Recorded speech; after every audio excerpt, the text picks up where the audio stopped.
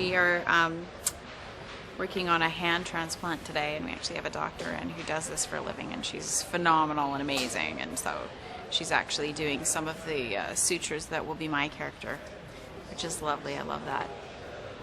Makes me look really good. It's a chick doing it. It's like a woman power kind of thing. In your back pocket or on your ankle? Back pocket, please. Often we feed our wires all the way through to the ankle because we're moving so much and it gets stuck in our clothes and all that kind of stuff. So that's it.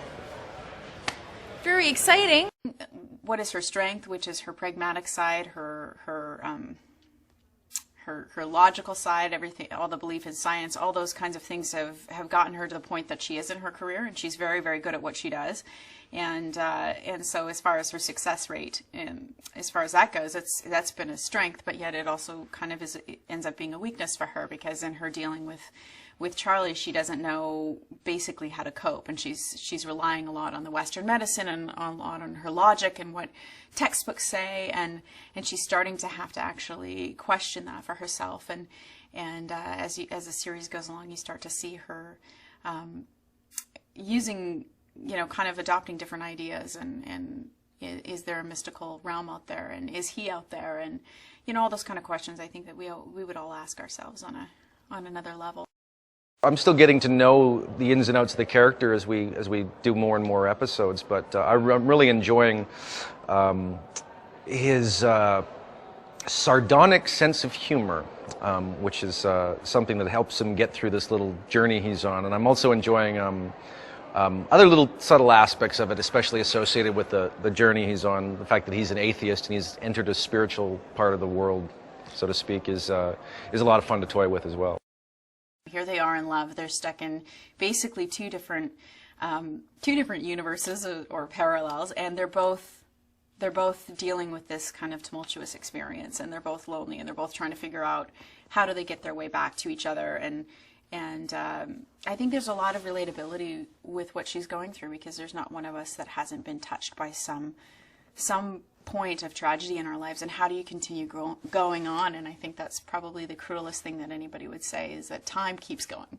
And so when her world is falling apart, when Alex's world is falling apart, time keeps marching on. And so how is she balancing that, and how is she coping with keeping those two worlds going? And you start to see in certain episodes how she's falling apart, and work is falling apart, and her personal life is falling apart, and so I think that there's a lot of things that people could relate to in that. And Alex is the love of his life.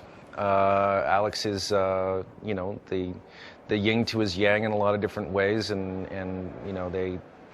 they have a shared interest in their profession, but there's also a role that each other fits in. She's someone who is very strong when it comes to her job, and very assertive in that position, but emotionally is probably in need of a little bit more of a shoulder to lean on, and he provides that, and she provides the levity and the laughter that is necessary for his life that's probably been lacking for a long time.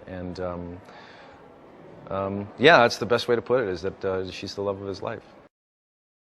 I'm a much more apt person to believe in the spiritual side of things, and what is out there. I'll be the one that believes in the energy and what's out there in the universe, and that there are people on the other side. I'll buy into that right away.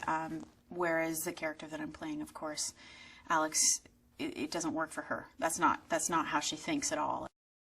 The interesting thing about Charlie's position now in life is that because he's able to roam around the hospital sort of being unseen, and he's able to be an observer, and given his medical background and his understanding of everything that's going on in the hospital, he's able to tie together all the different stories and allow the viewer access to the insider information about what's happening and why these people are behaving this way, and why doctors think a certain way, and why certain people can be saved, why certain people can't.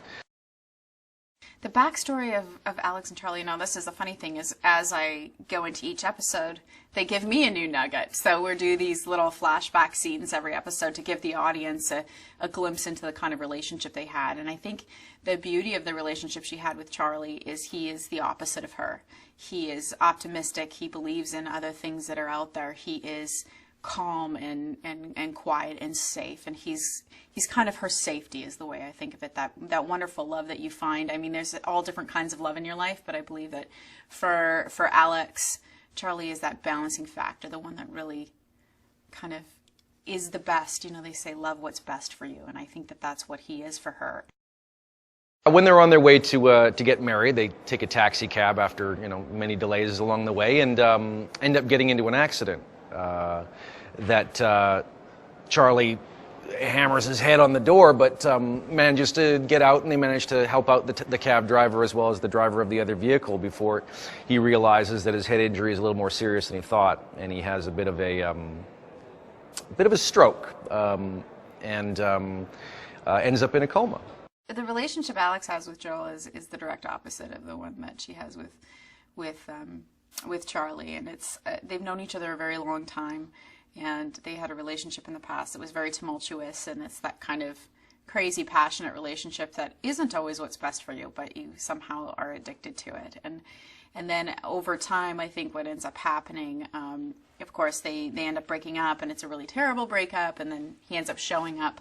Of course, in the pilot episode, you see him, which is kind of exactly what his character is, like a cowboy flying in to save the day, and big hot shot, and she's like, okay, great, now this person's back in the hospital, and is he trying to fill Charlie's shoes? And so you see all of that kind of interplay going on.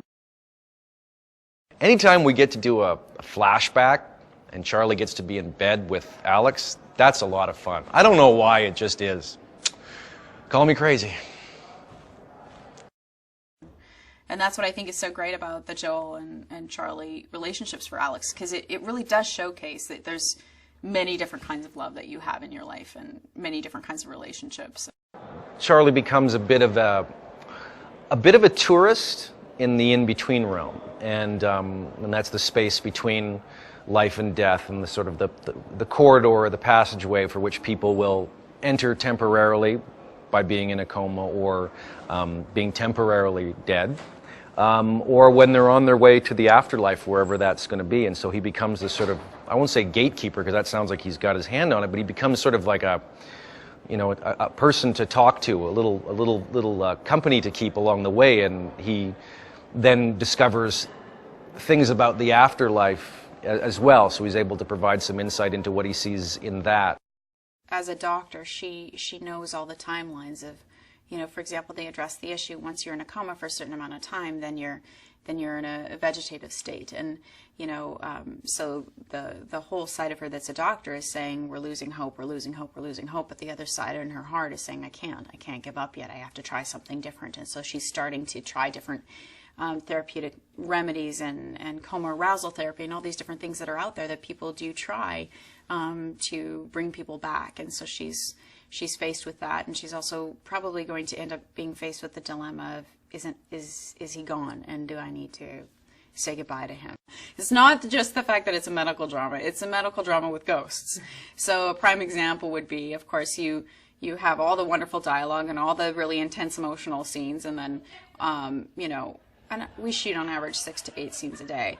So I'll be doing the emotional stuff with Charlie in the morning, then heading off to do something in the OR, which is all feels like doing a play, because it's all staged and it's all new and unfamiliar, and you have all of the medical jargon, and you have the consults and the doctors in, and so you're doing all this stuff, and you're supposed to be proficient at it, and that's the key.